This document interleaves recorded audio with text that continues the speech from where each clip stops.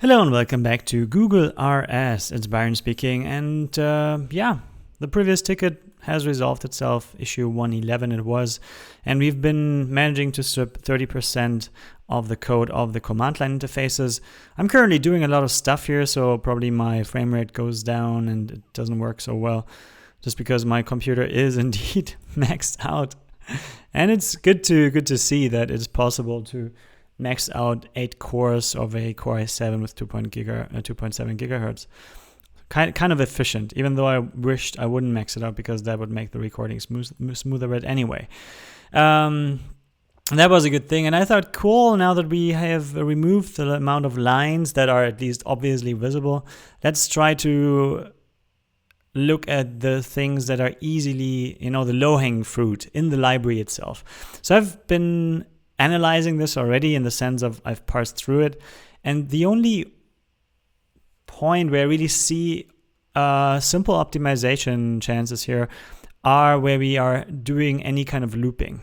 And there's lots of looping happening when it comes to handling some parameter or the parameters and the parameter substitution in URLs. The cool thing is that a good example for this, let's close that one. That a good example for that is indeed the discovery implementation. Let's go discovery main as well, just to see how that looks like. I mean, I don't think that on the command side we can actually win anything anymore. That time is over. I think command line interface wise we're good, we're optimized to the point where there's the only thing that can possibly be done is if you get a interface for the call here, then we can move that portion of code into shared code, which will save us some lines as well. But I don't even have a ticket for that yet. Let's first have a look at this. So what this ticket says is, let's try to get more idiomatic code by using iterator functionality when doing this looping here. And it should be relatively straightforward to convert this, especially with discovery that we should easily be able to build. So make discovery 1 CLI cargo args is built. And in a way, we could also be happy with just building the library at first just to see if it compiles, which should be a relatively quick thing. Once and only once we have caught up and built this, because it's the first time I built this with the new compiler. I am, on the kind of latest nightly, hoping that it would fix something in cargo, but it didn't. Of course not. But so we have to catch up here and see where this goes. Is Final Cut done in the meanwhile? No, and it gets slower just because everything else is requiring CPU power as well. Anyway, let's see what we can do. So that happens in, there we go. It is slow indeed. Oh yeah, it is very slow. Maxed out for a moment. While I'm compiling with Rust, my computer goes down, especially if it's like overlocating. All CPUs are heating. It's like overlocating by 2 to 1. So it's 16 threads for my 8 physical threads that I kind of have. And that shows everywhere. Whew. All right. What do I want? Where's the code for this? It's in mbuild.marco. mbuild Marco. Here it is. That's the one, and I think I should start with this one for field in. Oops. I should. Come on. Yeah, that's the part.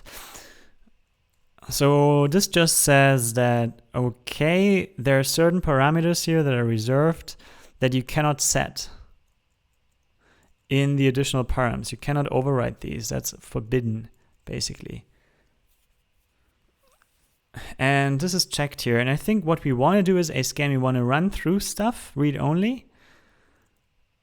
through this one here, and then run a function on it. And I wonder, if we are returning here. And I think the return we can't really do, because returning would only return the closure, but not, or return from the closure, but not from our main function here. Well, anyway, let's have a look at what this could be. Maybe there's something I see when I see it. Iterator. I think there is a function called scan or something. Oh, yeah, it's actually lagging. Scan. Oh, come on, I didn't want to search for this. I just wanted here. Scan. Here it is. Scan. Oh, it has an initial state as well. Interesting. I think this just creates an iterator that behaves in a similar fashion into fold. There is a state which is passed between each iteration and can be mutated as necessary. The yielded values, from the closure instance when not none. The yielded value from the closures are yielded from the scan instance when not none. Okay.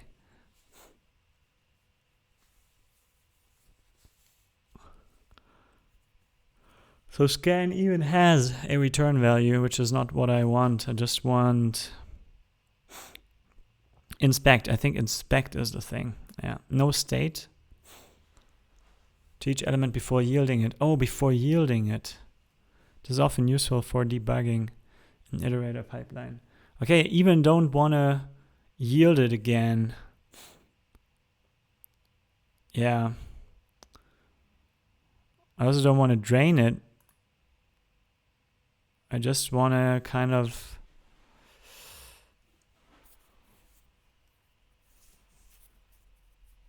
just run through it and call something without returning anything, but that might not be here. Inspect and scan were the only things I kind of had in mind. Maybe, considering I want to kind of break, if I found one, I abort, right? So maybe any would be the thing.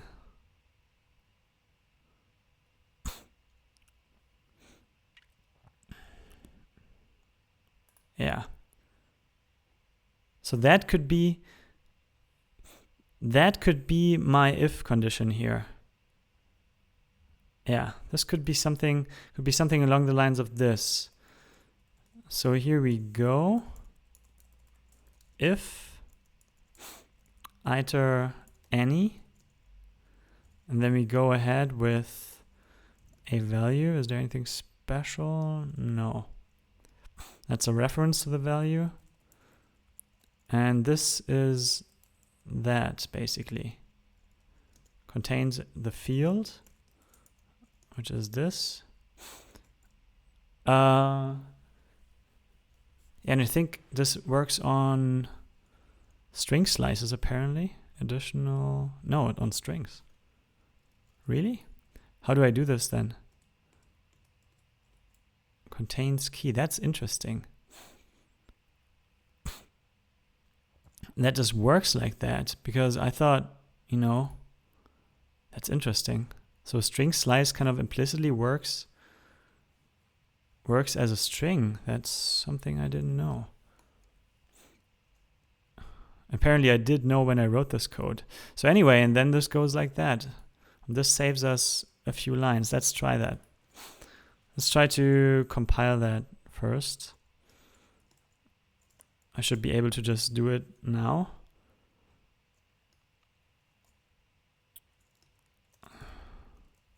Oh, field clash. So I need to return this. Find, I think then it's find, huh? Because that returns the item. Yeah, find. So if let some field be this, then we have it. And that should work, right?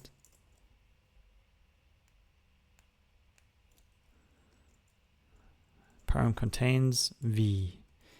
Yeah. So that, if that works, I would be very surprised, but apparently that does work.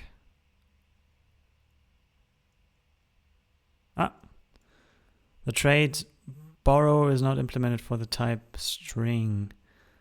That is true. Maybe I deref it once and then it works.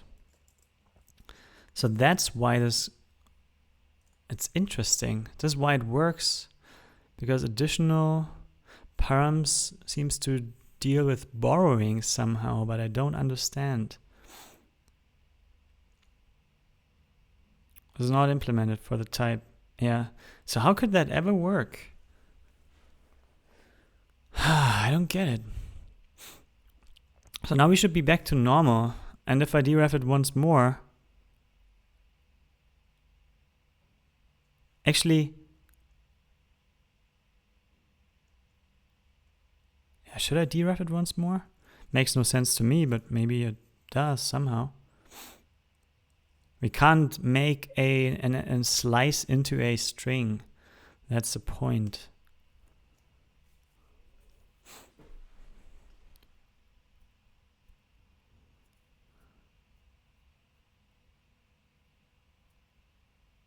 Use ref to override. Okay. I'm not sure what I'm doing here. I'm not sure if that makes sense, but I would like to find out why an str can become a string. Okay, so it's kind of counteracting the thing we do here. Double refing it. Yeah. So what I could do, so I have a borrow here of a borrowed slice. That's the thing. And I could do it like this, I think. Then I take away one of the borrowing levels. See, so one is gone. But anyway, I will need, let's turn off the word wrap here. I will definitely need to owned here. And I wonder why this worked previously and now it doesn't. And then also I do not have to care about this double derefing here. Oh. And what's the does it have a return value here? Oh no, that's just true. Okay, I see. Okay, so maybe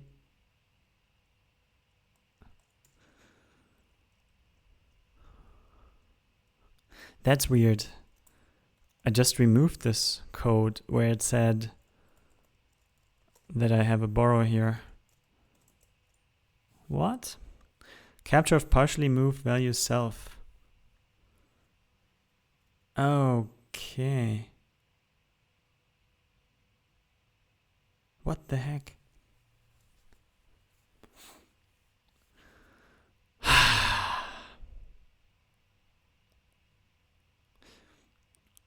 So I can't even do that then.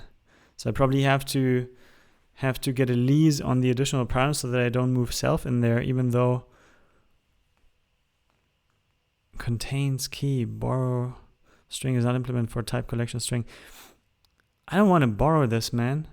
Ah, now I get it. Because contains key takes a reference to something. And this is why this even works. But I think even if I own this and make a real string out of it, this will not work.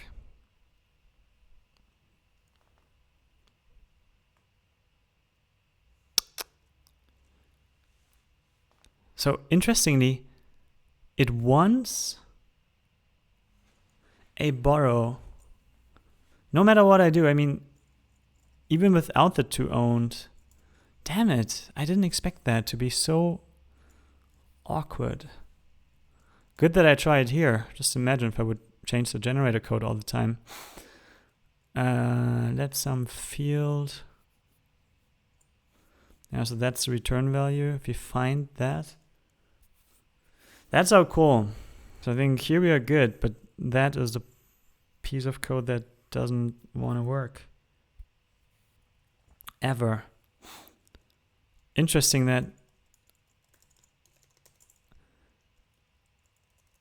this worked so much better. But we took away one deref level. So that's something we want to do here as well. And then it had a chance. Then previously it worked basically without doing anything. And that's cool. But now apparently it doesn't. No. It's not implemented for the type string. So we have a borrow of a, yeah. I don't know. Should I borrow it again? Then I assume we get a double borrow here on that part. Yeah, that's what's happening. Huh. And contains key. Probably just takes that's a B tree map. Yeah, a borrowed key. Where K is borrow Q. This is why it wants to have this borrow stuff. And why it also allows an STR. So question is, why is this not implemented for a string? I mean, I have a borrow here, right? I have a borrowed slice here. So it's borrow str as type.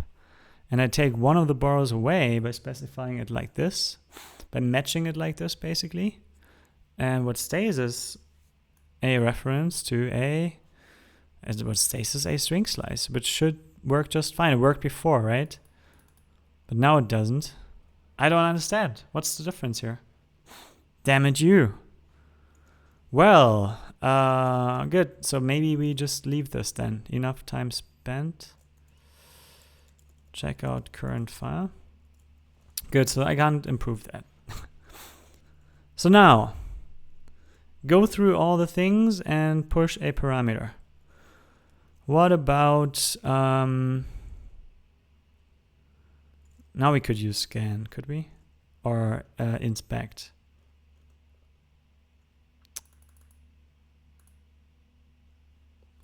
Enumerate, peekable. No. Filter, no. I actually would like to have something that doesn't return anything. Just goes through there. Like a loop. But probably if you want a loop, you loop.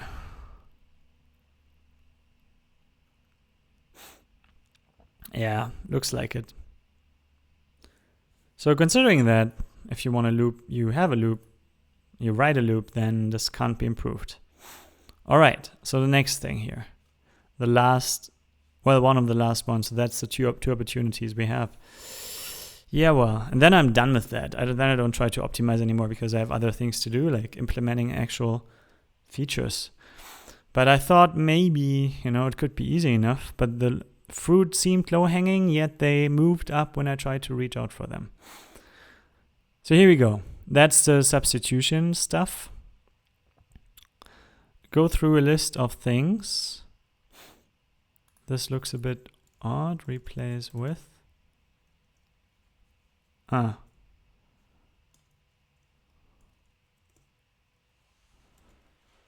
Because of that. So that wants to move further to the left here. And then this white space issue will be fixed.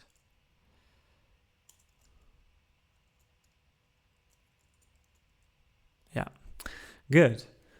So that's far easier to read at least.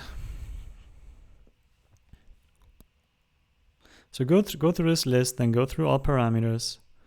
And if you have a match, replace it and break.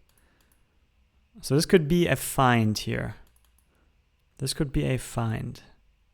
Again, params either. Ref value.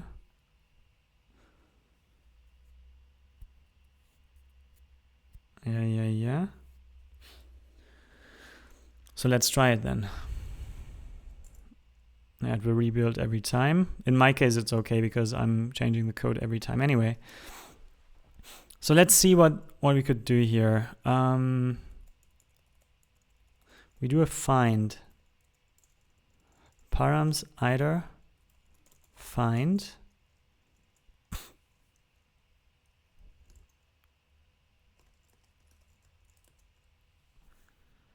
And we will iterate, we will get the thing we can compare. We will get the contents. I think it should be the same thing here. And then, yeah, I wonder, can I say name equals param name? Is this a Boolean context? Is this okay? Or do I have to do it with if? I think this should be fine. Good. And then I can go if let sum. Oh, and then we want to, oh shit. Now we have to, basically it returns the entire tuple then. So now we have to get the tuple again.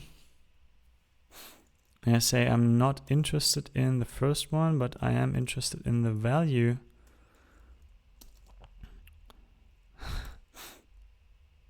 So this is what we could do. Is this better than before? Actually, I don't think so. If it works at all, we could run into some ownership issues and whatnot. Yeah, I will not try long to get this to work, that's for sure. I don't trust it, but maybe this works. And even if it, yeah, expected that, found that, interesting.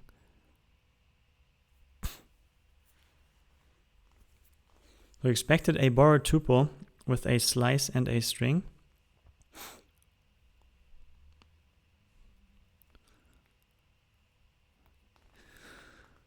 Mismatched types. Yeah, well, it's interesting that all of a sudden it doesn't work anymore. Even though this looks... Is this... Oh, it found a tuple. So maybe I don't have to borrow this. Maybe I can just say, well, do it like that. And maybe that destructuring doesn't work either. Maybe this is not a pattern there. Oh, look, this is what it gets there.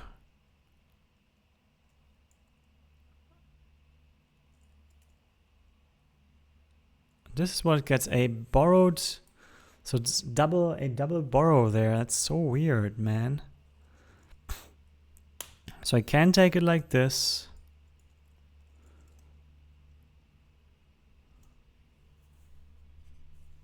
Ah, man, I don't get it.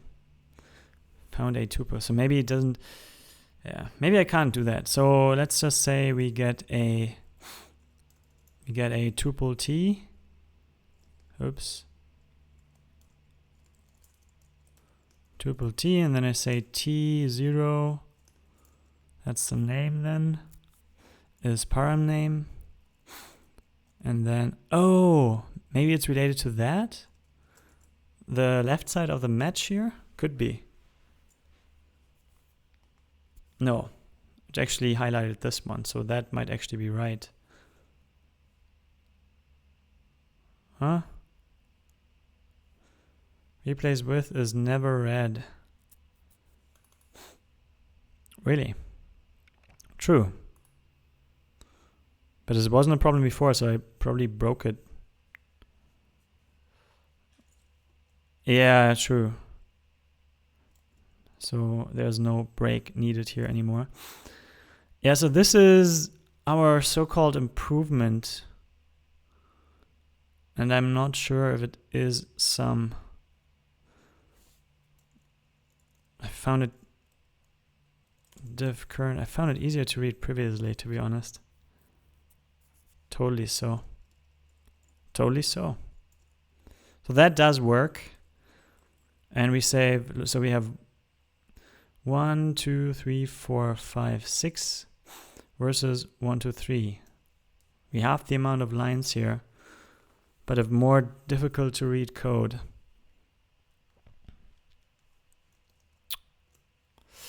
Well, that's a difficult call. I don't think it will improve much. It's less readable. And you know, for these lines in terms of code generated under the hood, I think it turns out to be the same anyway. Maybe this is even more performance, or is even more stressful for the compiler because it has to dig down and analyze the respective iterator calls. So yeah, I don't think this is an actual improvement. And I'm not sure whether the path of using iterator everywhere will be an improvement at all. So here we have another chance. Let's see, maybe there's something here. So we want to remove things from the param. So here we do a find. Indices for removal. So we go through. Is there something that helps with removal? Remove? No. So it's a find.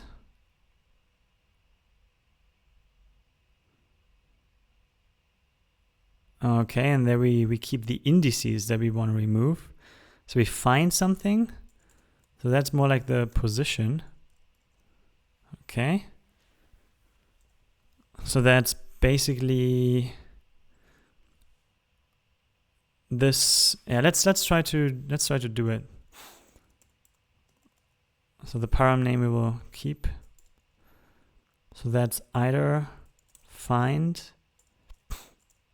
That's a borrowed slice.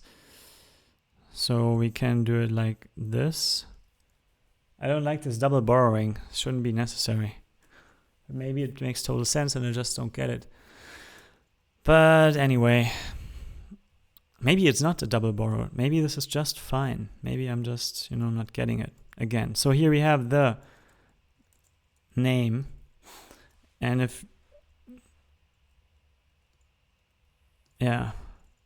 param name.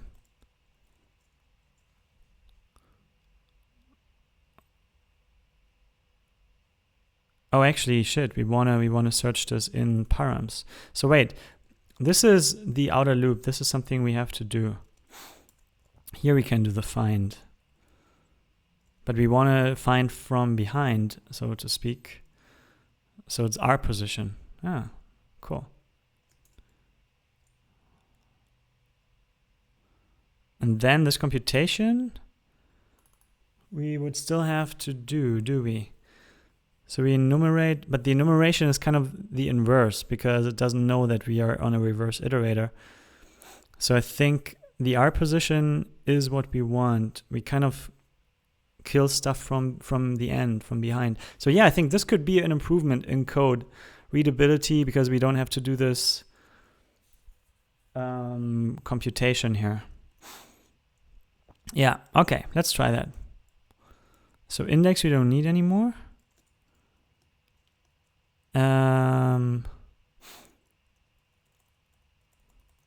Params, either, position. So we get the item itself and return a bool if it's the case. So here we get the name, right? So name equals param name. Then we get the position. So if let some position some index, let's call it index. Then we put it on. And the break is not required anymore because that would break out from the wrong loop. So we get the indices for removal and we just put the index on. Yeah, that's exactly what we want. And that's easier. And then we remove the stuff.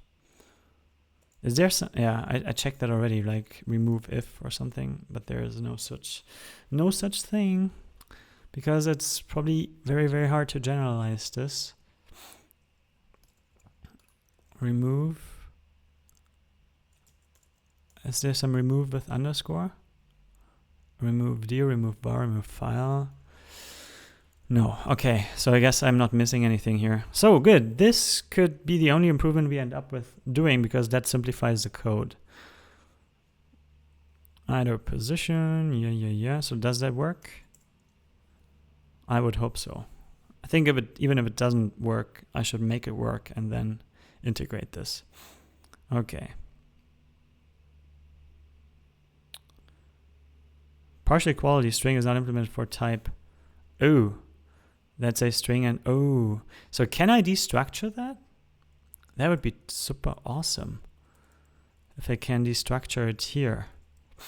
So we get a tuple of a... It's interesting that this tuple seems owned.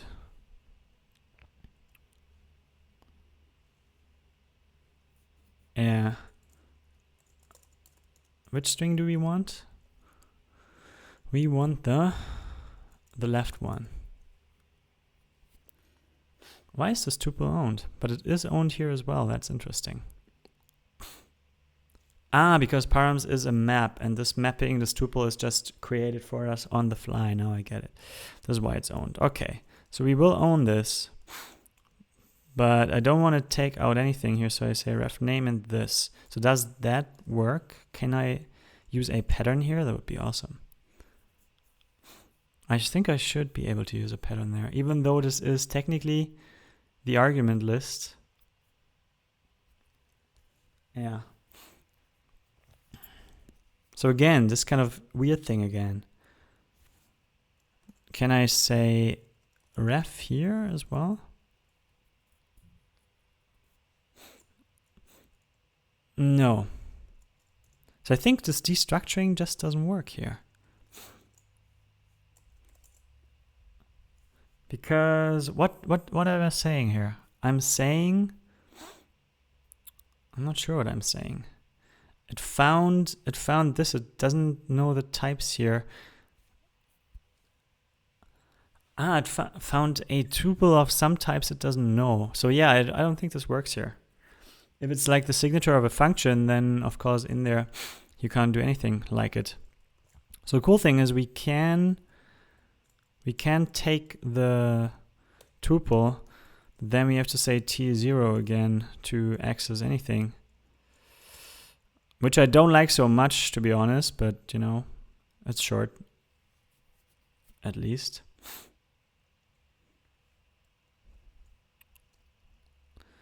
It's not implemented for str, really?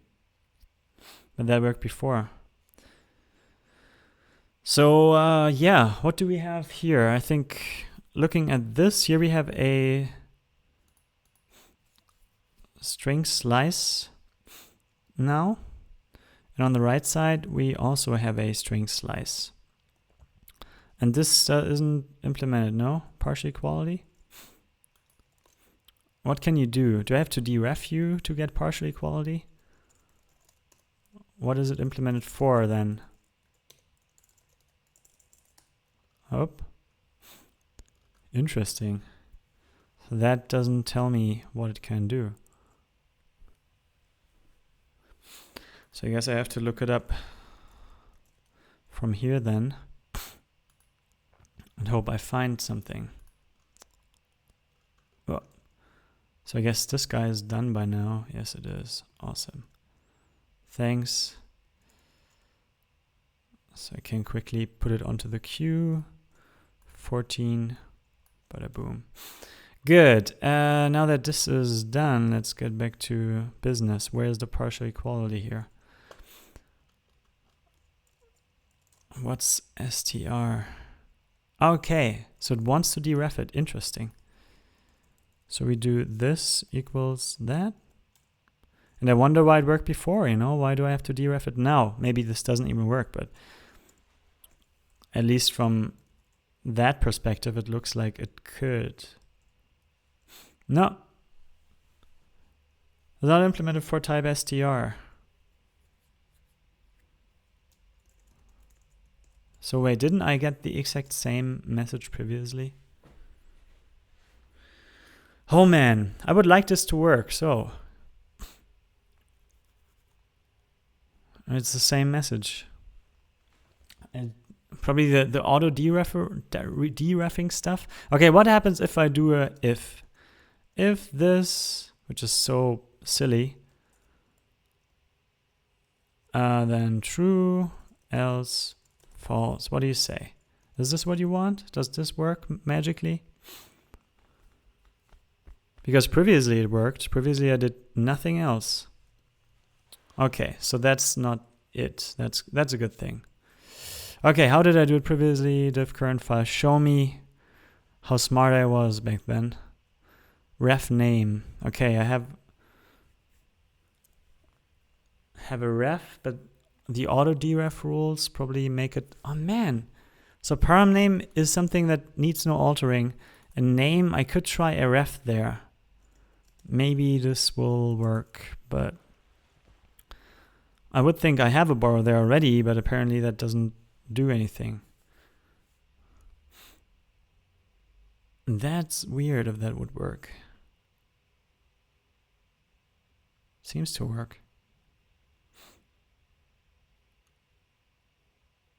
Yeah, true. It says for type str. So for some reason it has an str there and not a borrow. Now I get it. Now I get it. I wonder why. Why is there an str in there?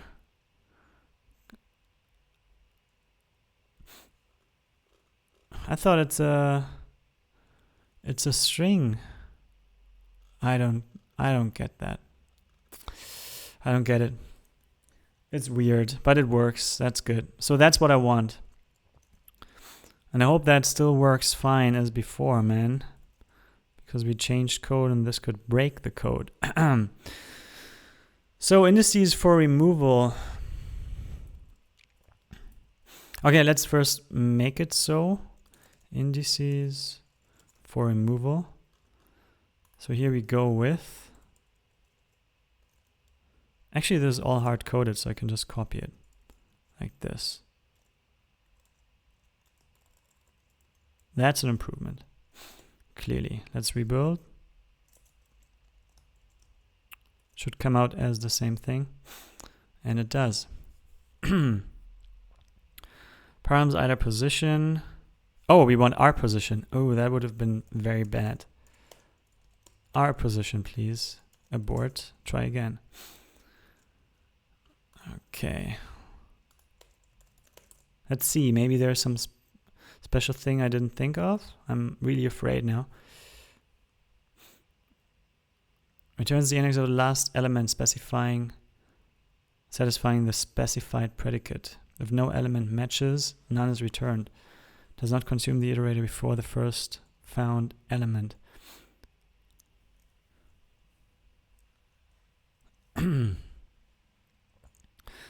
So our position of x where x is 2. Ah yeah, so the first one it finds. I wonder if my assumptions here are correct anyway.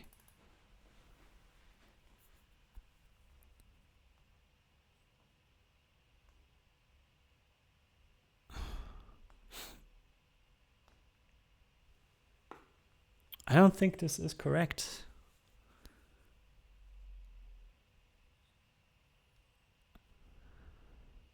I mean, we want to try to find it from the...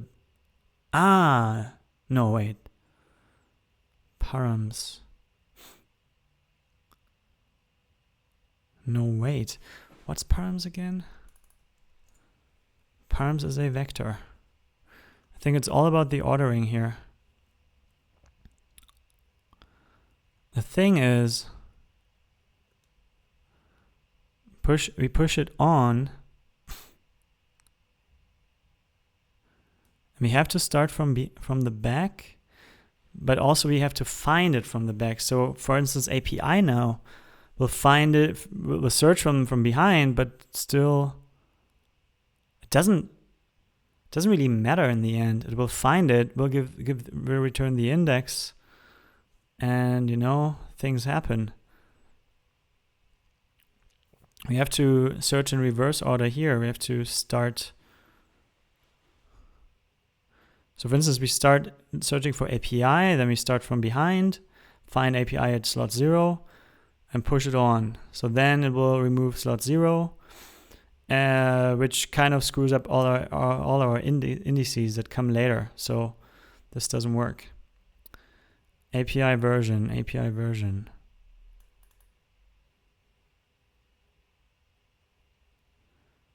And why does it? It wants to remove them because we have used them. Yeah. So, damn it.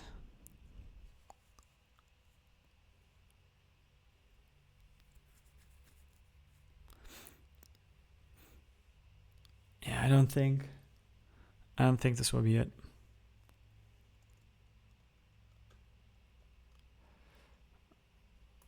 Let's look at the previous version. So previously we were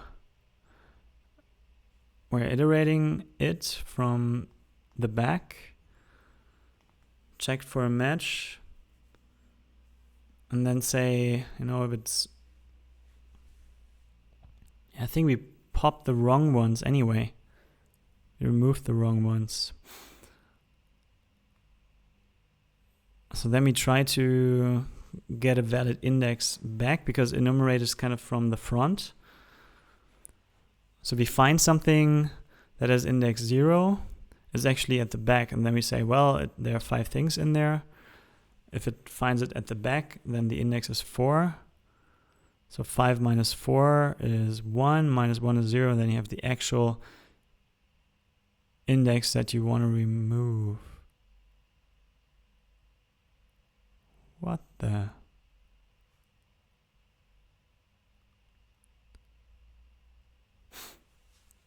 Five minus 0. Oh, minus 1. Sorry. 5 minus 0 minus 1, so 4. So that's the index you want to remove. But anyway, we have to search it in order. So that API version must be from in reversed order. We can reverse it here actually.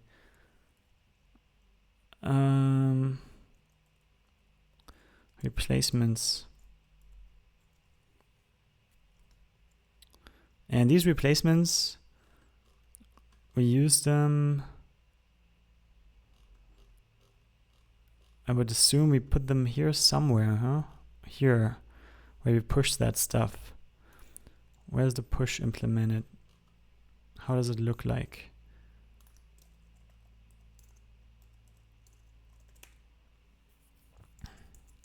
Here. Oh man. And that's just the normal parameters here. Where do I get the replacements?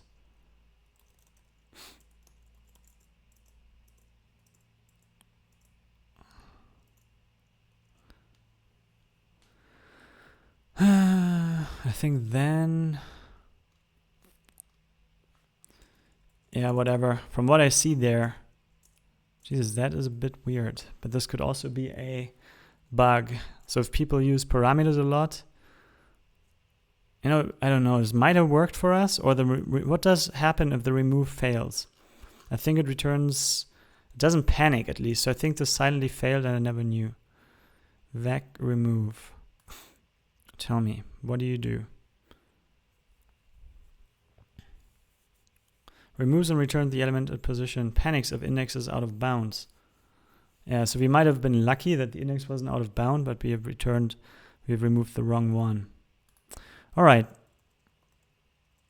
let's do a reverse something. So that should allow us to, yeah, so this R position or L position, this is really just an optimization in a way. But in our case, it isn't even an optimization. Because we were using the wrong one. We inverted the wrong array here. And why is this not our position yet? I fixed the wrong one. Anyway, That doesn't matter here. Must be a sequence. Well, then you shall get a sequence. Like this. So now these should reverse. And then we start looking for version. You find it at index 1, push it on. Then we start looking for API, find it at index 0, push it on. And remove it. So first remove index 1, then return index, then remove index 0.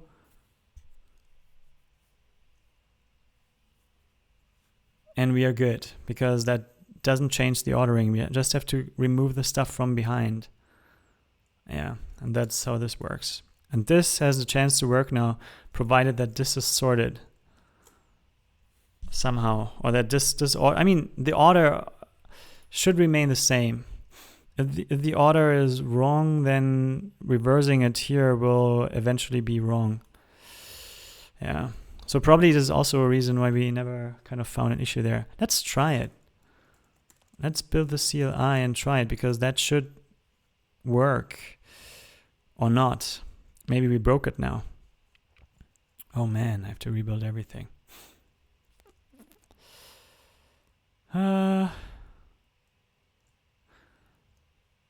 Yeah, in the meanwhile, I wanted to install Final Cut on my other Mac, but it didn't have the latest OS X Yosemite for some reason, and it wouldn't want to update it, so I downloaded the entire package, hopefully the latest version, and reinstalled OS X Yosemite entirely. And I didn't yet check if it is now the version that I wanted, the latest one, in order to possibly be able to install the latest Final Cut on there, so that I can use that other computer to do the transcoding for me. Just to keep my resources on my main machine a bit cleaner. So here we go. My CPU is maxed out. Maybe one day it will actually finish the compilation of the dependencies. Come on. You can do it.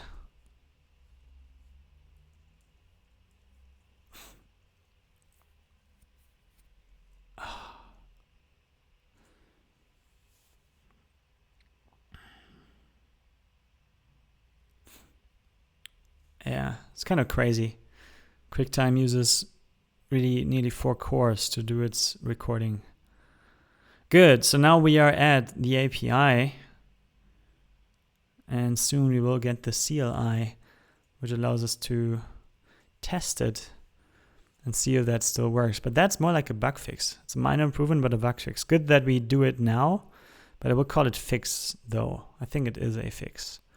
At least I'm more confident about that now than about the previous code. And at least one spot was suitable to get more idiomatic code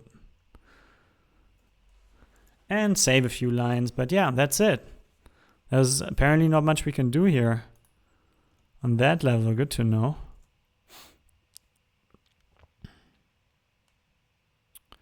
Come on, you can do it. Finish it. Finish it. Man. There's nothing for the impatient.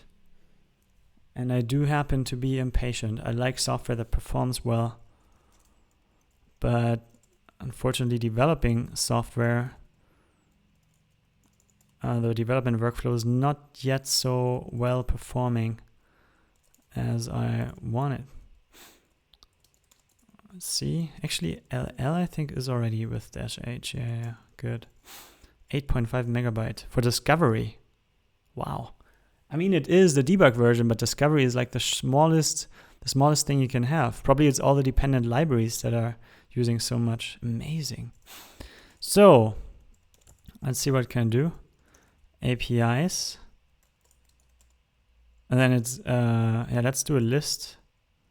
This worked. Get REST requires an API. Let's use Discovery 1 and a version. I think it was 1.0 or something. Oh, how is the version specified? I think you see it here. Ah, v1. That's how they specify it, like this. Oh. Oh yeah, it's this. And discovery. Let's see if one works. No, v1. This does work. Let's have a look at the thing that we sent.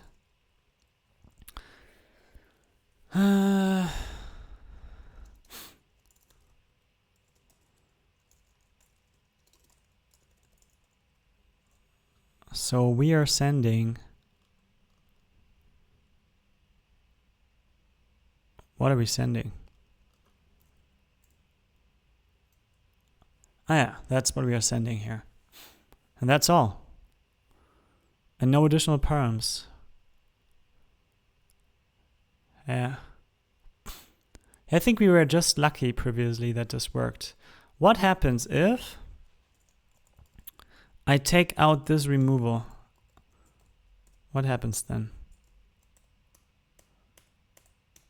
Does it not work then? Come on, just build, make. Here we go.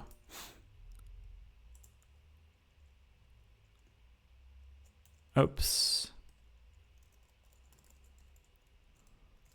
Now there we go. And it's taking, the session is long already. I will terminate it in a moment, but I want to know what happens here. It's compiling the API.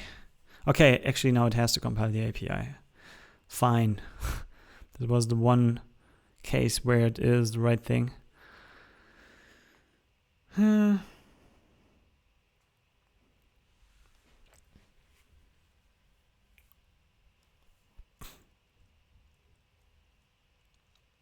One day, this compiling stuff. I mean, come on.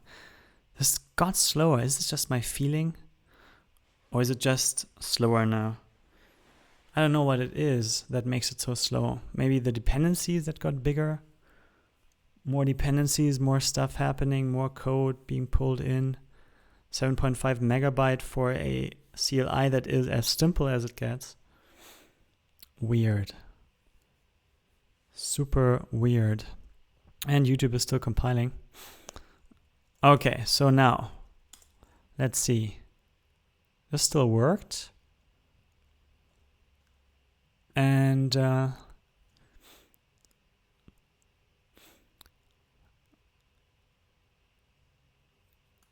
look, so here we have now parameters that, I don't know, did we have them previously? But this is the params that we have seen. And these are substituted in there, but apparently it doesn't really matter. It still returns something to us. So we can basically just, oh man, it takes so long. You can just rebuild it.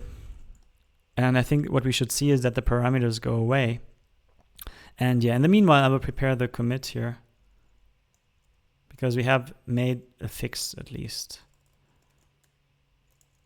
So in any case, we close 114, fix API.